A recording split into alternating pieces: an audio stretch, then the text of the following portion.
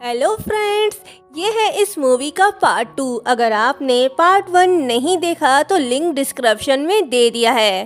फू चैन की धमकी सुनकर यांशु उसके पास जाती है और कहती है कि तुम मुझसे चाहते क्या हो। फू चैन कहता है कि डॉक्टर ली से दूर रहो। यांशु कहती है कि तुम्हें मेरी इतनी फिक्र क्यों।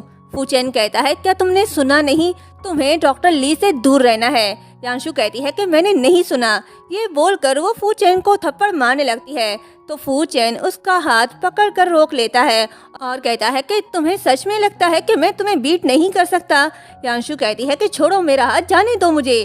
तभी सामने से डॉक्टर ली आता है। उसे देखकर फू चैन मुस्कुराने लगता है तो यांशु कहती है ये हम दोनों के बीच का मैटर है, इसमें दूसरों को मत घसीटो। फू चैन कहता है कि वो तुम ही हो जो उसे बीच में ले आई। ये बोलकर वो कार का विंडो ओपन करता है और हॉर्न बजाता है ताकि डॉक्टर ली उन्हें देख सके। जैसे ही डॉक्टर ली उन्हें देखता है तभी फू चैन यांशु को अपने क्लोज कर लेता है। ये देखकर बेचारा डॉक्टर ली का दिल ही टूट जाता है। आया था गर्लफ्रेंड बनाने, टूटे दिल के साथ चला जाता है। यांशु उसे खुद से दूर करती है और उसके निक पर जोर से कोनी मारकर कार से निकल जाती है। फिर देखती है कि वो हिलडुल नहीं रहा तो वो कहती है चलो ड्रामा बंद करो। फू चैन कोई जवाब नहीं देता तो यांशु कहती है हाय मैंने क्या कर दिया, ये मर तो नहीं गया। और यहीं पर ये पार्ट एंड होता है। यांशु फौरन एम्बुलेंस को कॉल करती है। बेहोश फू चैन को एम्बुलेंस में डाला जाता है। यांशु नर्स से कहती है कि अगर कोई बड़ी प्रॉब्लम नहीं तो मैं चलती हूँ। वो जाने लगती है तो नर्स उसे रोककर कहती है कि अरे तुम कहाँ जा रही हो, चलो अपने हस्बैंड के पास बैठो। यांशु बचने की कोशिश करती है लेकिन नर्स उसे जबरदस्ती बिठा देती है और कहती है कि मैंने बहुत से कपल्स को लड़ते हुए देखा लेकिन ऐसी लड़ाई मैंने आज तक नहीं देखी। तुम इसके निक पर कैसे मार सकती हो, ये मर भी सकता था, तुम इतनी जालिम कैसे हो सकती हो। यांशु कहती है कि शुरू से ही इसका दिमाग ठीक नहीं है। नर्स कहती है कि वो ठीक नहीं है, उसे कभी भी तुम्हारी जरूरत पड़ सकती है। वो यंग है लेकिन बेचारा तुम जैसी क्रूर वाइफ से मुकाबला नहीं कर सकता, वो तो तुम्हें कभी फोर्स भी नहीं कर सकता। यांशु मुंह बनाकर कहती है कि मुझे अपने तरीके से करने दो। फिर वो फू चैन को लात मारकर कहती है कि क्या तुमने कभी मुझे अपने तरीके से चलने दिया। दूसरी तरफ मिस्टर फू परेशान बैठे हुए होते हैं। न्यांक्षी आती है और पूछती है कि डैड आप परेशान लग रहे हो, कुछ हुआ है क्या। मिस्टर सू कहते हैं कि कंपनी की सिचुएशन ठीक नहीं है। अगर इस बार फू ग्रुप ने हमारे साथ कोऑपरेशन नहीं किया तो हमारी फैमिली दिवालिया हो जाएगी। न्यांक्षी कहती है कि डैड आप फिक्र मत करो, बस मुझ पर छोड़ दो।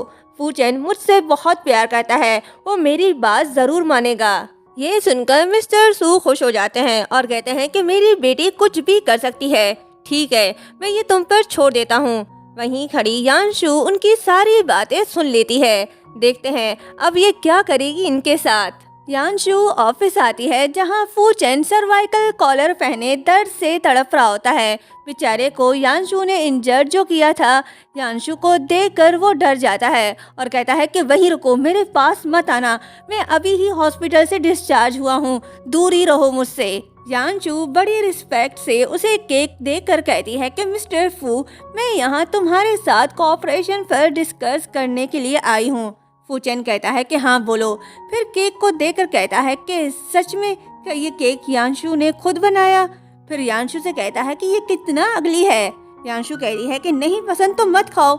ये बोलकर वो केक उठाने लगती है तो फू चैन केक अपनी तरफ करके कहता है कि ये तुम्हारा कैसा एटीट्यूड है मेरे साथ कोऑपरेशन करने का, चलो बताओ तुम क्या डील करना चाहती हो। यांशु कहती है कि मैंने सुना है फू ग्रुप डेवलपमेंट प्रोजेक्ट के लिए बिड्स लगा रहा है तो मैं उसमें तुम्हारे साथ कोलैबोरेट करना चाहती हूँ। फू चैन कहता है कि बहुत से लोग मेरे साथ कोलैबोरेट करना चाहते हैं तो मिस यांशु मैं तुम्हें ही क्यों चुनूं। यांशु कहती है कि मैंने पहले भी डेवलपमेंट प्रोजेक्ट में काम किया है, प्रॉफिट कैसे किया जाए ये मुझसे बेहतर कोई नहीं जान सकता। फू चैन कहता है कि फू ग्रुप के पास पैसों की कमी नहीं है, हाँ अगर तुम मेरे साथ काम करना चाहती हो तो मेरी कुछ शर्तें हैं। यांशु पूछती है कि क्या कंडीशंस हैं। फू चैन कहता है कि तुम मुझसे रिश्ता तोड़ना चाहती हो लेकिन मैं ऐसा नहीं चाहता। अगर तुम मेरी फियांसे बनने के लिए राजी हो तो ये प्रोजेक्ट तुम्हारा है। ये सुनकर यांशु फू चैन के पास जाने लगती है तो फू चैन डर रहा होता है कि कहीं वो उसे फिर से न पीट दे। वो उससे दूर होने लगता है तो यांशु कहती है ठीक है फिर कॉन्ट्रैक्ट पर कब साइन करेंगे। ये सुन फू चैन कहता है क्या तुम मान गई? इसका मतलब ये हुआ ना कि अगर कोई भी लड़का तुम्हें बहुत सारे पैसे दे तो तुम उसके माशूका बनने को तैयार हो जाओगी। ये सुन यांशु को गुस्सा आता है। वो उससे कहती है कि तुम आज ही हॉस्पिटल से डिस्चार्ज हुए हो ना। ये सुनकर फू चैन अपना गला ही पकड़ने लग जाता है। यांशु फाइल उठाकर उसे मारती है। फू चैन खुद को बचाते हुए कहता है कि तुम क्या कर रही हो, मेरी जान लोगी क्या? यांशु कहती है मैं तो कुछ भी नहीं कर रही। फू चैन भाग रहा होता है। यांशु उसे मारने के लिए पीछे भागती है और कहती है कि तुमने ही ये घटिया शर्त मेरे सामने रखा, अब मैं मान गई तो मुझे बातें सुना रहे हो और मेरे सामने शरीफ बनने का ड्रामा कर रहे हो। शर्म नहीं आती बेशर्म कहीं के? फू चैन कहता है कि तुम जो चाहती हो उस पर हम बात कर सकते हैं। यांशु गुस्से में फाइल फेंक कर रोने लगती है और कहती है कि डिस्कस, क्या इन 3 सालों में तुमने कभी मुझसे बात की? क्या तुमने कभी मेरी फीलिंग्स को समझा? तुमने हमेशा मुझे बस एक सब्स्टिट्यूट समझा और मुझ पर हुक्म जताते रहे। फू चैन उसे रोता देकर चेयर में बिठा देता है और कहता है कि आजकल तुम अजीब हरकतें कर रही हो। मैं एक साइकोलॉजिस्ट को जानता हूँ, उसके पास चली जाना, मैं उसे तुम्हारे बारे में बता दूंगा। तुम बस मेरा नाम लेना, तुम्हें 50% डिस्काउंट भी मिल जाएगा। यांशु और ज्यादा रोने लगती है और कहती है कि मैं बीमार नहीं हूँ। फू चैन कहता है तो फिर तुम इस प्रोजेक्ट पर जोर क्यों दे रही हो? यांशु कहती है ये प्रोजेक्ट मेरे लिए बहुत इम्पोर्टेंट है, मैं अपनी मॉम की प्रॉपर्टी वापस पाना चाहती हूँ। फू चैन कहता है तुम्हें पहले इन सब में कोई दिलचस्पी नहीं थी तो अब क्यों? यांशु कहती है कि मुझे तुमसे कुछ नहीं कहना। एनीवेज, जो भी इस प्रोजेक्ट के लिए मेरी हेल्प करेगा मैं उसे खुद को सेल कर दूंगी। ये बोलकर वो जाने लगती है तो फू चैन कहता है 1 मिनट रुको, ये काम मुझसे बेहतर कोई नहीं कर सकता। यांशु कहती है ठीक है, फिर हमारा एग्रीमेंट ये है कि मैं 6 मंथ तक तुम्हारी फियांसे बनकर रहूंगी, लेकिन इस बीच तुम शादी नहीं करोगे, यहाँ तक कि न्यांगशी से भी नहीं। फू चैन कहता है कि मैं पार्टी ए हूँ, तुम मेरे सामने नेगोशिएट टर्म्स कैसे रख सकती हो? यांशु कहती है कि मुझे मिसेस फू बनने का कोई शौक नहीं, अगर तुमने शादी की तो हमारा कॉन्ट्रैक्ट उसी दिन खत्म हो जाएगा और उस दिन मैं पार्टी ए बन जाऊंगी। ये सुन फू चैन की बोलती ही बंद हो जाती है। यांशु के जाने के बाद वो कहता है कि मैंने ऐसा कब कहा कि मैं न्यांगशी से शादी करूंगा। न्यांगशी फू चैन के ऑफिस आती है और यांशु को वहाँ से निकलता देखकर पूछती है कि यांशु तुम यहाँ क्या करी हो? यांशु कहती है कि तुम सीईओ की वाइफ नहीं हो समझी, तुम्हें ये पूछने का कोई हक नहीं कि मैं यहाँ क्या करी हूँ। न्यांगशी कहती है कि फू चैन बहुत जल्द ही मुझसे शादी करेगा, तो तुम निकल जाओ यहाँ से। ये बोलकर वो उसे थप्पड़ मारने लगती है। तभी यांशु उसे रोक कर कहती है कि सीईओ की ना होने वाली वाइफ, ये तुमने कैसी अजीब वॉच पहनी हुई है? ये बोलकर उसका हाथ पुश करके चली जाती है। न्यांगशी गुस्से से लाल होकर कहती है कि मैं अभी जाकर फू चैन को बताती हूँ कि तुम मुझे बुली करी हो। ये बोलकर वो फू चैन के पास जा रही होती है। वहीं फू चैन केक को देखकर कुछ सोच रहा होता है और पता नहीं क्या सोचने के बाद वो केक उठाकर बाहर आता है। तभी सामने से न्यांगशी आती है तो वो उसे पूछता है तुम यहाँ कैसे? न्यांगशी कहती है फू चैन तुमने तो कहा था कि तुम यांशु के साथ कोई कांटेक्ट नहीं रखोगे, तो फिर वो तुम्हारे ऑफिस क्या कर रही थी? फू चैन कहता है कि हमने बस काम से रिलेटेड कुछ बातें की और कुछ नहीं, क्या कुछ हुआ है? न्यांगशी कहती है कि फू चैन मैंने सुना है तुम न्यू डेवलपमेंट प्रोजेक्ट स्टार्ट करने वाले हो, क्या तुम हमारी फैमिली को इन्वेस्टमेंट में पार्टिसिपेट लेने दे सकते हो? फू चैन कहता है कि तुम्हें बिजनेस में इतनी दिलचस्पी क्यों? न्यांगशी उसका हाथ पकड़ने लगती है तो फू चैन केक को बचाते हुए कहता है कि ये तुम क्या करी हो, तुम मेरे छोटे से केक को गिरा दोगी। न्यांगशी कहती है कि फू चैन तुम बस मुझसे वादा करो, तुम मेरी फैमिली के साथ कोलैबोरेट करोगे।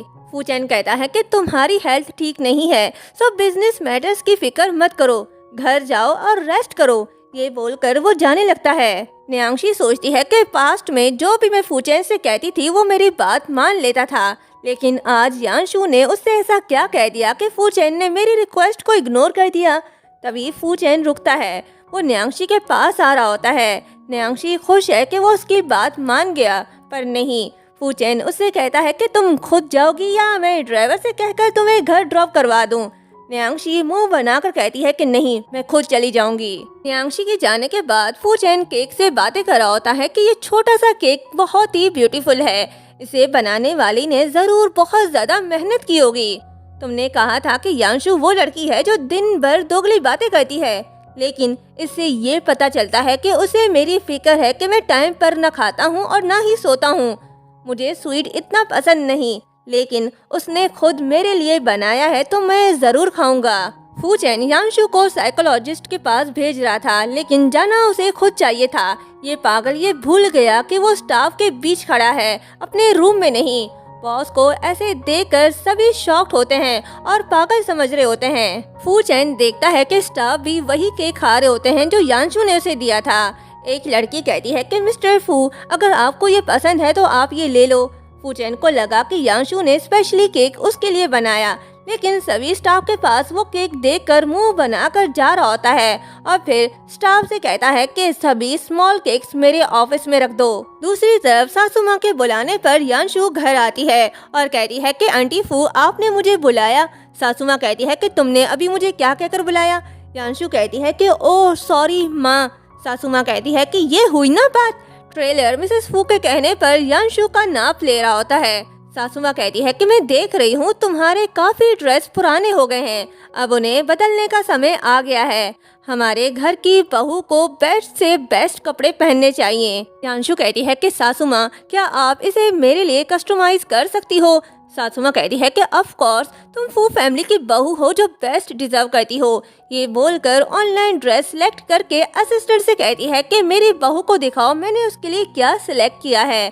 फिर यांशु से कहती है कि तुम यहाँ आओ, मेरे पास बैठो। असिस्टेंट बड़ी स्क्रीन में सासू माँ के सिलेक्टेड आइटम्स यांशु को दिखाता है। एक्सपेंसिव और ब्यूटीफुल बैग देखकर यांशु के तो होश ही उड़ जाते हैं। वो कहती है कि वाओ, ये कितना ब्यूटीफुल है। सासू माँ कहती है कि खरीद लो। असिस्टेंट नेक्स्ट आइटम नेकलेस दिखाता है। यांशु कहती है ये तो और भी ज्यादा सुंदर है। सासू माँ कहती है ये भी खरीद लो। यांशु कहती है कि सासू माँ, ये कुछ ज्यादा ही एक्सपेंसिव नहीं है। सासू माँ कुछ नहीं सुनती, खरीदने को बोल देती है। फिर ड्रेस की बारी आती है। यांशु को दोनों ही कलर्स बहुत पसंद आते हैं तो सासू माँ दोनों ही ड्रेस खरीद लेती है। ये देखकर यांशु खुश होकर सासू माँ को हक करती है। तभी असिस्टेंट गलती से एरोप्लेन की तस्वीर दिखा देता है और कहता है कि सॉरी मैडम, मैंने गलती से तस्वीर दिखा दी। ये वो एरोप्लेन है जिसके बारे में मिस्टर फू 2 दिन पहले ऑप्टोमेस्टिक थे और अब वो इस बात को लेकर झिझक रहे हैं कि वो इसे खरीदे या नहीं। सासू माँ कहती है कि इसे मेरे बहू के लिए खरीद लो और फू चैन का कार्ड स्वाइप करो। सासू माँ अपनी सारी दौलत बहू पर लुटा देती है। यांशु सासू माँ से कहती है कि माँ, आप सच में मुझसे बहुत प्यार करती हो, आपने मेरे लिए बहुत कुछ किया। सासू माँ कहती है कि मैं तुमसे नहीं तो और किससे प्यार करूंगी, उस सड़ी हुई न्यांशी से। तभी यांशु को डॉक्टर ली का कॉल आता है। वो उसे मिलने के लिए बुलाता है। यांशु सासू माँ से कहती है कि माँ, मैं अपने फ्रेंड से मिलने जा रही हूँ। ये बोलकर वो चली जाती है। दूसरी तरफ फू चैन को मैसेज आता है। जब वो देखता है तो शॉक्ड होकर कहता है, क्या 500 मिलियन, वो भी 2 घंटे में खर्च कर दिए।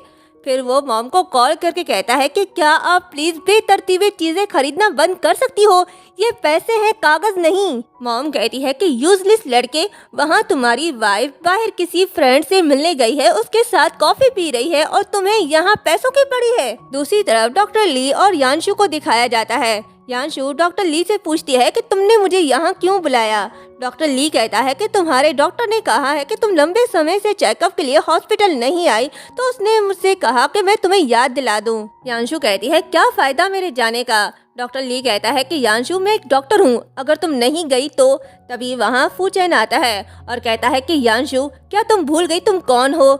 यांशु कहती है कि मिस्टर फू, मैंने तुम्हारी फेक माशूका बनने का वादा किया था, लेकिन ये मेरी अपनी जिंदगी है जिसे तुम कंट्रोल नहीं कर सकते। फू चैन कहता है कि मेरे पीठ पीछे तुम दूसरे लड़कों के साथ रिलेशनशिप बना रही हो। यांशु कहती है कि हम अडल्ट हैं, मेरी मर्जी, मैं जितने भी लड़कों के साथ घूमूं फिरूं, इससे तुम्हारा कोई लेना देना नहीं। फू चैन कुछ कहने ही वाला होता है, तभी डॉक्टर ली कहता है कि यांशु, मुझे नहीं पता तुम्हें किन डिफिकल्ट्स का सामना करना पड़ा है, अगर तुम्हें पैसों की जरूरत है तो मैं तुम्हारी हेल्प कर सकता हूँ। ये सुन फू चैन कहता है कि मैं तुम्हें नौकरी से निकाल सकता हूँ। यांशु सोचती है कि डॉक्टर ली एक अच्छे इंसान है और मैं उन्हें परेशानी में नहीं डाल सकती। फिर वो फू चैन से कहती है कि डॉक्टर ली सिर्फ मेरे एक अच्छे दोस्त हैं, अगर मिस्टर फू तुम मुझ पर कंट्रोल करना चाहते हो और मुझे दूसरे लड़कों से मिलने की इजाज़त नहीं देना चाहते तो तुम्हें प्रोजेक्ट में मुझे 5% और देना होगा। डॉक्टर ली कुछ कहने ही वाला होता है, तभी फू चैन कहता है ठीक है मैं ऐड कर दूंगा।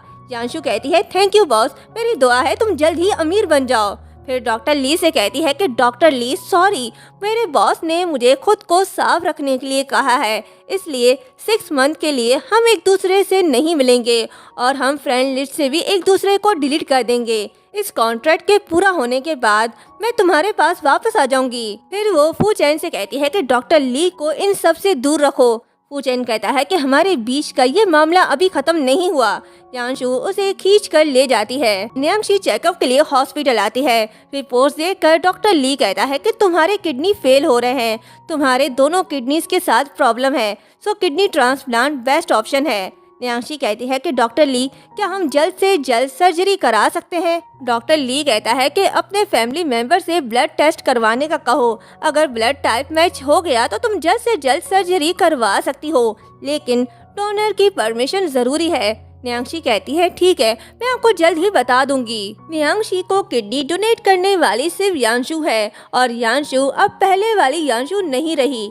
देखना होगा न्यांशी यांशु की किडनी लेने के लिए कौन सी चाल चलेगी। यांशु ने फू चैन के साथ डील करके प्रोजेक्ट अपने नाम कर लिया। ये बात जब मिस्टर सू को पता चलती है तो वो न्यांशी पर गुस्सा होकर कहते हैं कि तुमने तो कहा था तुम सब हैंडल कर लोगी, फू चैन प्रोजेक्ट तुम्हें ही देगा, फिर ये यांशु के पास कैसे चला गया। न्यांशी कहती है कि डैड मैंने खुद ये एक्सपेक्ट नहीं किया था। मिस्टर सू कहते हैं तुम तो जानती हो फू फैमिली के साथ हमारा कॉपरेशन हमारी वापसी का इकलौता मौका था जिससे हम अपनी हालत सुधार सकते थे। तभी मॉम आती है और कहती है कि ये सब यांशु की गलती है, जरूर उसने कोई चाल चली होगी। मिस्टर सू कहते हैं कि मुझे इसकी परवाह नहीं कि कौन किस तरह के ट्रिक्स यूज करता है, मैं बस अपनी फैमिली बिजनेस को प्रोटेक्ट करना चाहता हूँ। न्यांशी कहती है कि डैड मेरे पास एक तीर से 2 शिकार करने का एक तरीका है, जब यांशु ही नहीं रहेगी तो फू फैमिली का प्रोजेक्ट खुद ब खुद हमारे पास आ जाएगा। ये फैमिली तो यांशु को मारने पर उतर आ गई। देखते हैं न्यांशी यांशु की किडनी लेने पर कामयाब हो पाएगी या नहीं। यांशु घर आती है तो स्टेप मॉम कहती है कि यांशु मैं और न्यांशी अभी बात कर रहे थे, नेक्स्ट वीक सू ग्रुप की एनिवर्सरी पार्टी है तो हम तुम्हें वहाँ सबसे इंट्रोड्यूस करवाने का सोच रहे हैं। न्यांशी कहती है कि इस तरह सबको पता चल जाएगा कि तुम सू फैमिली की सेकंड बेटी हो। ये सुन यांशु सोचती है कि ड्रामे के प्लॉट के मुताबिक न्यांशी आज चेकअप करवाने हॉस्पिटल गई और उसे पता चला कि उसकी किडनी फेल हो गई है। इसके अलावा फू ग्रुप का प्रोजेक्ट भी मैंने उनसे छीन लिया, फिर भी ये दोनों इतने खुश दिखाई दे रहे हैं। ऐसा नहीं हो सकता, साफ नजर आ रहा है कि ये मुझसे मेरी किडनी चाहते हैं। यांशु इनके इरादे अच्छी तरह से जानती है, इसलिए वो मान जाती है और कहती है कि बहुत अच्छे, मैं बेसब्री से उस दिन का इंतजार कर रही हूँ। माँ बेटी खुश हैं कि यांशु उनके जाल में फंस गई, पर उन्हें ये नहीं पता कि वो खुद यांशु के जाल में फंस गए हैं। आज सू ग्रुप की एनिवर्सरी पार्टी है, यांशु भी वहाँ आई हुई है। उसे वहाँ देखकर गेस्ट बातें कर रहे होते हैं। एक कहता है कि मैंने सुना है सू ग्रुप आज पार्टी में अपनी दूसरी बेटी को इंट्रोड्यूस कराने वाला है। दूसरा कहता है क्या सच में, मैंने ये एक्सपेक्ट नहीं किया था। एक्चुअली ये वही लड़की है ना जिसने न्यांशी की वेलकम पार्टी में हंगामा खड़ा कर दिया था। फू चैन भी वहीं होता है और दूर से बस यांशु को देख रहा होता है। तभी न्यांशी फू चैन के पास आती है और कहती है कि सॉरी फू चैन, यांशु ने मेरे डैड को ये सब करने के लिए फोर्स किया ताकि वो अपर क्लास में शामिल हो सके। फू चैन कहता है क्या तुम हमेशा ये नहीं कहती थी कि यांशु तुम्हारी बायोलॉजिकल बहन है, तो उसके लिए पार्टी ऑर्गेनाइज करने में क्या गलत है। न्यांशी कहती है कि पास्ट में उसने बहुत हार्ड टाइम देखा, लेकिन अब जब भी वो पैसे वाले किसी लड़के से मिलती है तो फायदा उठाने के लिए बस उसके पास चली जाती है। तभी यांशु एक रिच बिजनेसमैन के साथ बातें करी होती है। वही बिजनेसमैन उसे अपने साथ प्रोजेक्ट में काम करने के लिए इनवाइट करता है, तो न्यांशी की बात सीधा फू चैन के दिल पर जा लगती है और वो गुस्से में लाल होकर वहाँ से चला जाता है। गेस्ट से मिलने के बाद यांशु बैंक्वेट से बाहर आती है तो न्यांशी उसके पास आती है और ड्रिंक देती है जिसमें उसने ड्रग मिलाया होता है। वो उससे कहती है कि आज के बाद से तुम सू फैमिली की रियल सेकंड डॉटर हो। यांशु इसके बुरे इरादे जानती है, वो ड्रिंक नहीं करती। तो न्यांशी कहती है कि तुम पी क्यों नहीं रही।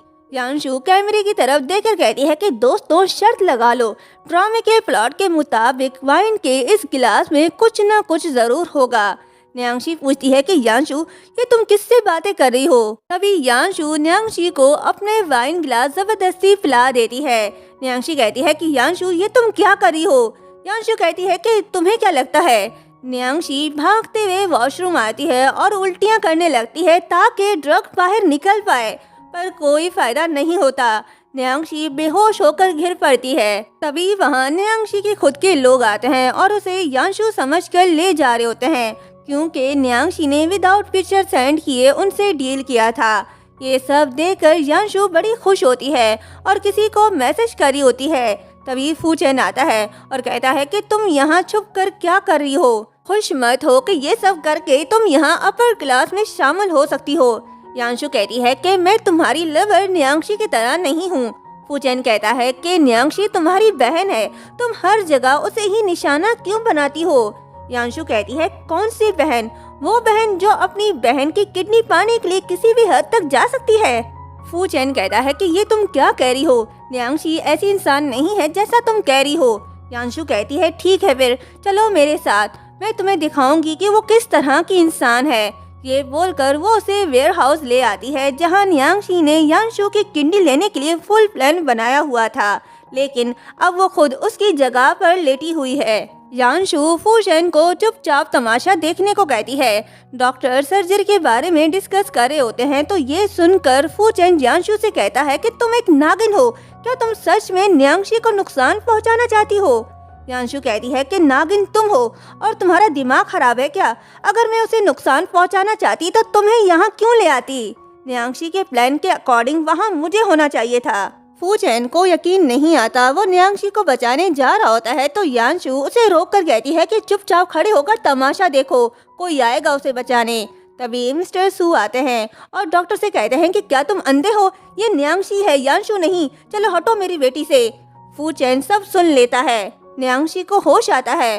वो कहती है कि मैं यहाँ क्यों हूँ, यांशु कहाँ है और डैड आप यहाँ क्या कर रहे हो। मिस्टर सू कहता है कि मुझे किसी अननोन का मैसेज आया जिसमें लिखा था कि मुझे यहाँ आकर तुम्हें बचाना है। फूचेन यांशु से कहता है कि तुमने ही उन्हें मैसेज सेंड किया था ना। यांशु इशारा करके उसे बाहर चलने का बोलती है। न्यांशी डैड से कहती है कि मुझे किसी भी हाल में उस यांशु की किडनी चाहिए। दूसरी तरफ फूचेन को खामोश देखकर यांशु कहती है क्या हुआ, सदमे से आवाज नहीं निकल रही।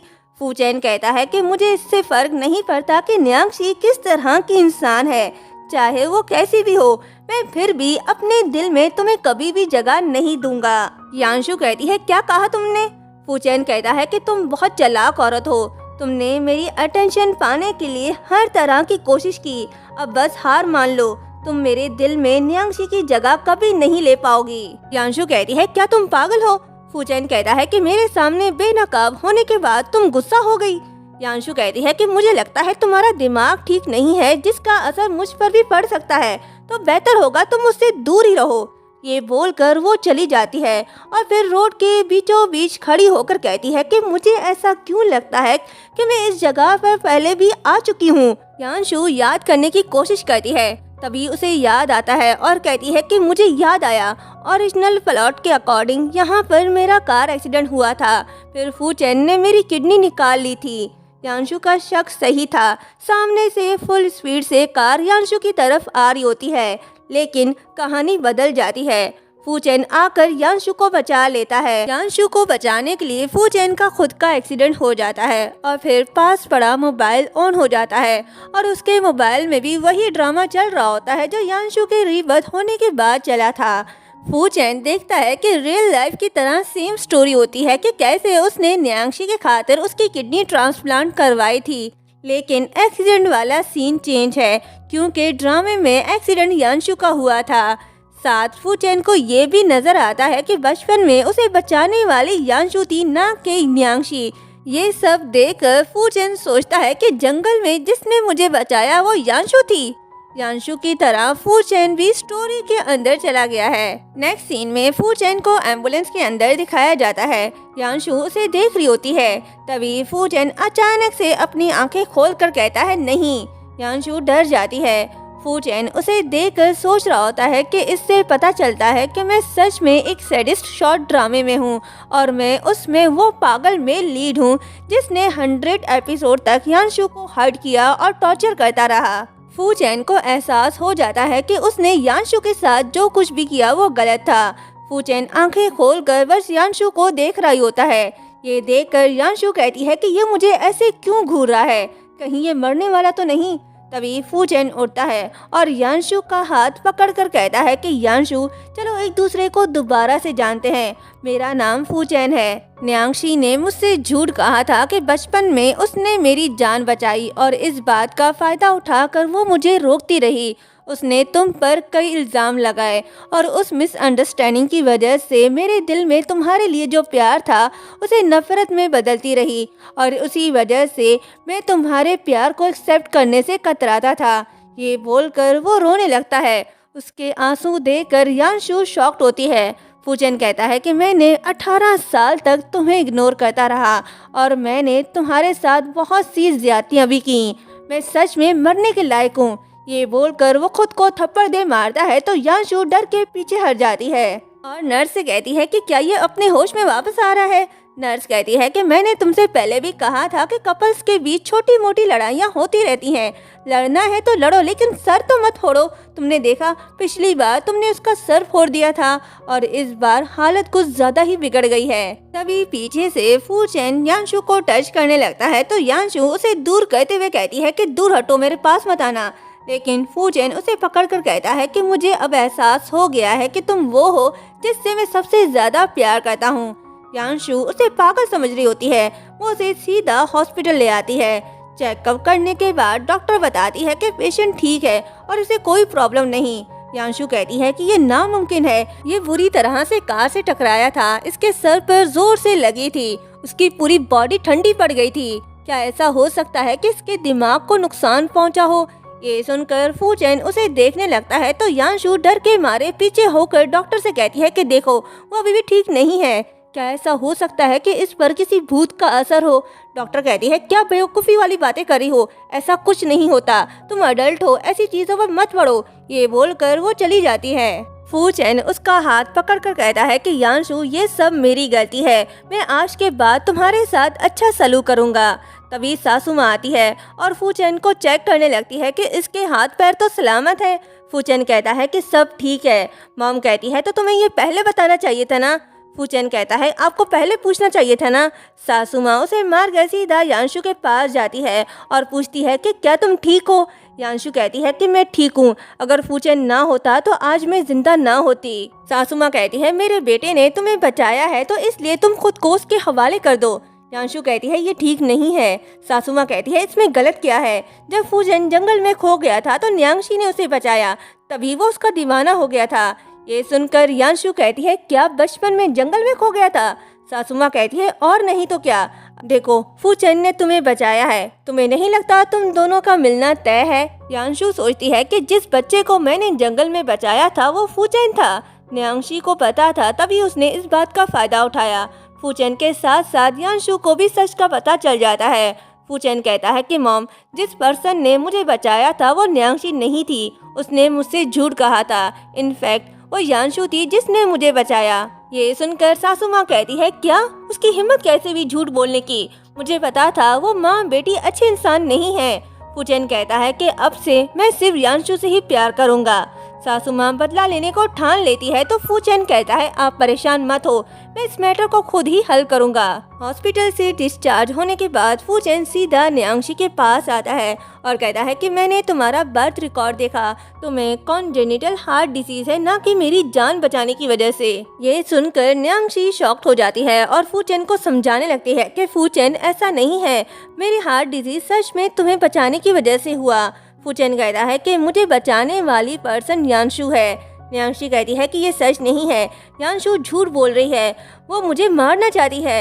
फू चेन सोचता है कि ओरिजिनल प्लॉट में न्यांगशी ने अपने बातों से मुझे बहका दिया था और यांशु पर झूठा इल्ज़ाम लगाती रही और इसने ही मुझे यांशु की किडनी से डोनेट करने के लिए कहा था। फिर न्यांगशी से कहता है कि झूठ, साफ जाहिर है कि तुम उसकी किडनी चाहती हो। तुमने यांशु को बदनाम करने के लिए बहुत से झूठ बोले और ये सब क्राइम है।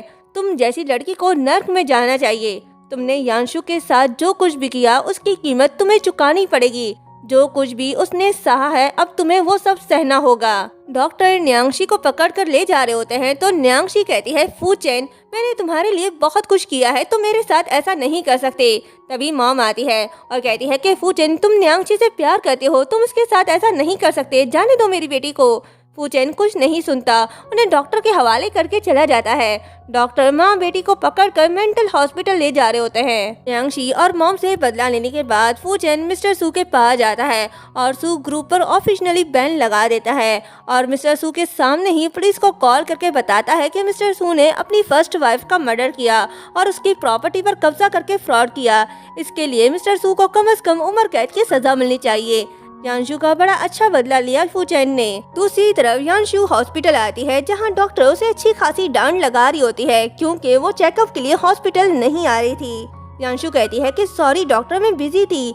डॉक्टर कहती है कि मैं ये बताने के लिए बेताब हूँ कि पिछली रिपोर्ट गलत थी, तुम्हें कोई कैंसर नहीं। फॉर्चुनेटली तुम बिजी थी और ट्रीटमेंट के लिए हॉस्पिटल नहीं आई, वरना तुम्हारे पेट में पल रहे नन्ही सी जान को नुकसान पहुंच सकता था। ये सुनकर यांशु शॉक्ड होकर रिपोर्ट देखने लगती है और कहती है कि मुझे कैंसर नहीं लेकिन मैं प्रेग्नेंट हूँ।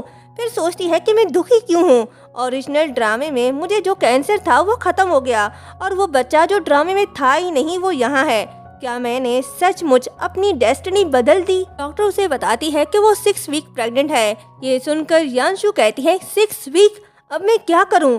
यांशु को नहीं पता कि इस बच्चे का बाप कौन है क्योंकि ड्रंक होने के बाद फू चेन यांशु को अपने साथ ले गया था, लेकिन यांशु को ये याद नहीं। उसे लगता है कि वो उस रात किसी अननोन लड़के के साथ थी, तो वो सोचती है कि आखिर इस बच्चे का फादर कौन है। यांशु फू चेन के ऑफिस आती है तो उसे देखकर फू चेन खुश होकर कहता है कि तुम यहाँ मुझसे मिलने आई हो।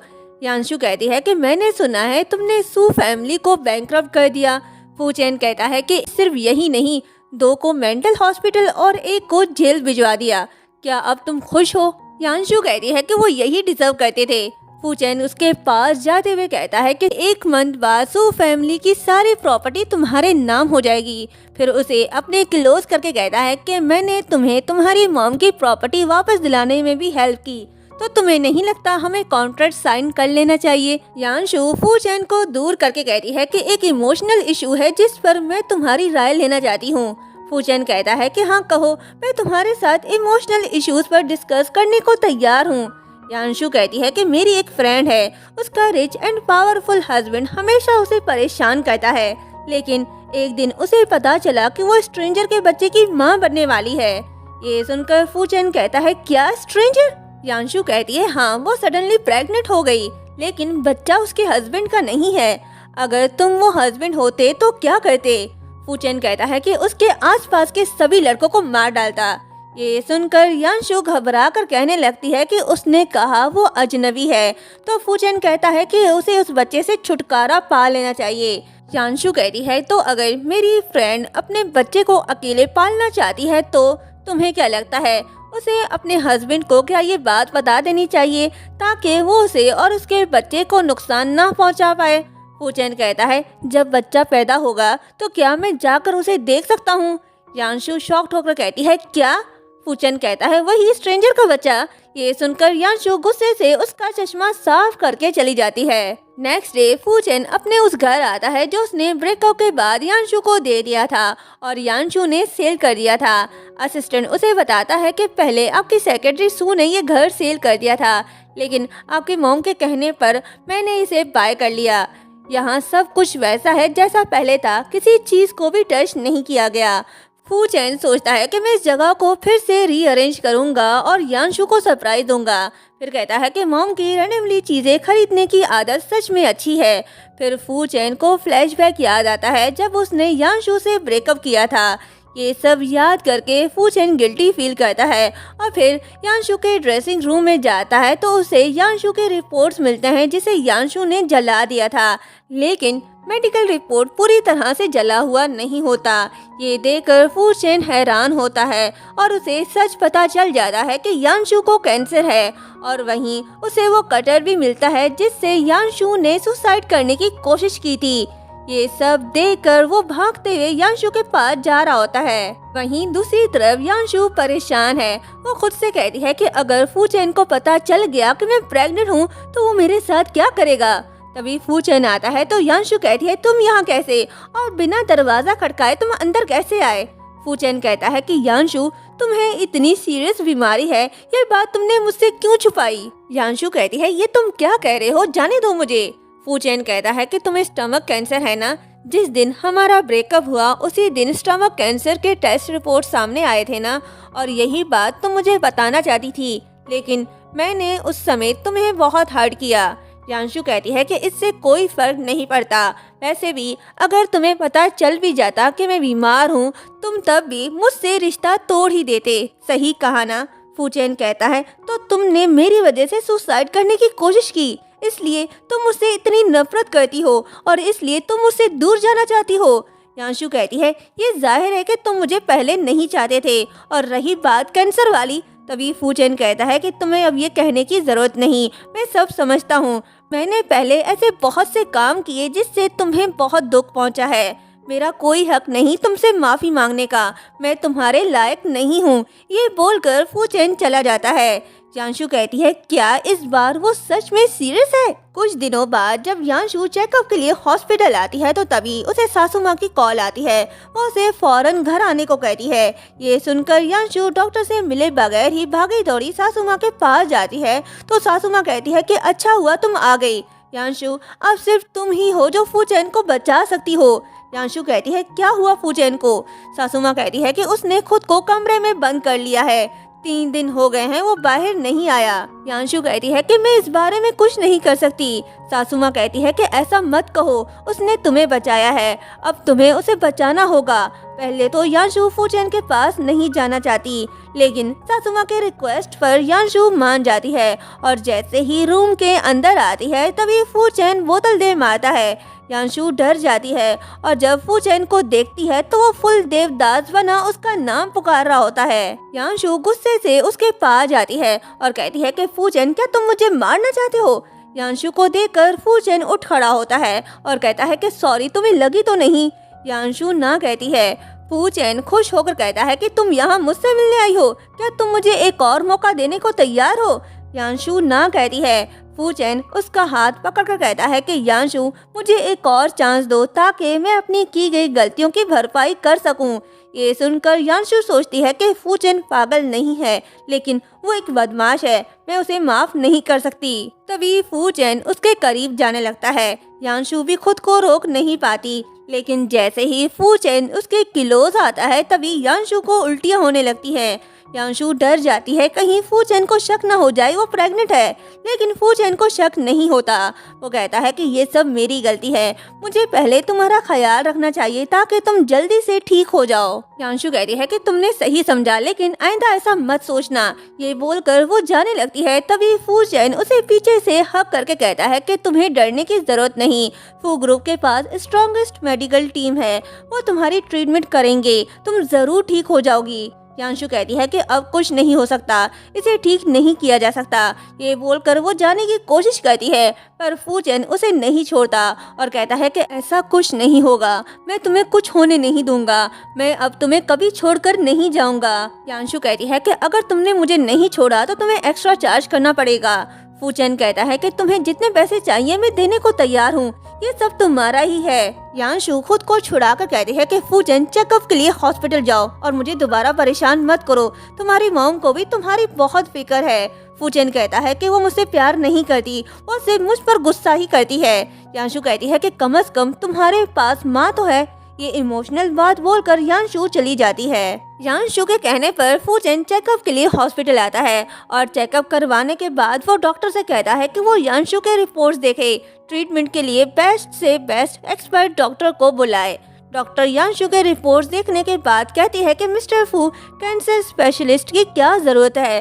मिसेस फू प्रेग्नेंट है और बेबी को बर्थ देने के अलावा और कोई चॉइस नहीं। ये सुनकर फू चेन रिपोर्ट्स देखने लगता है और उसे यकीन हो जाता है कि यांशु 6 वीक प्रेग्नेंट है। वो खुद से कहता है कि उसे कैंसर था, वो मेरे बच्चे की माँ बनने वाली है और मैंने फिर भी उसके साथ ऐसा ट्रीट किया। क्या मैं सच में इतना बुरा इंसान हूँ? और यहीं पर ये पार्ट एंड होता है।